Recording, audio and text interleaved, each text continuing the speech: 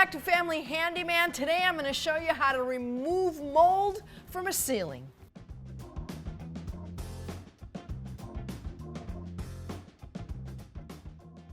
So as I said, today we're going to remove mold from a ceiling. More than likely you have it in your bathroom ceiling. And the whole reason is because the moisture is lingering too long. Spores are flying all over your house. They're attaching to that moisture. That allows the spores to have something to latch onto and grow. So the first thing that you want to do is you're going to decide on what kind of a solution you want to use. Today what I'm going to use is vinegar and water. I prefer an organic cleansing material, as well as I'm in a bathroom. It's a closed space. You don't want all of this volatile organic compound, which would be Clorox or any of the other disinfectant sprays. We've grown a little bit of mold up there. We're going to remove it.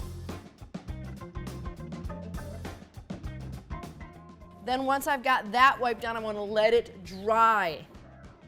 Once I let it dry really well, I'm going to apply a layer of primer. That primer will block any of the stains you might have left behind, as well as it will seal it off well. Then we'll go ahead and apply whatever paint that you apply. In your bathroom, I'm going to recommend a semi-gloss paint. It's just great for any kind of an environment that has a lot of moisture. So there you have it. For this and more, visit us at familyhandyman.com.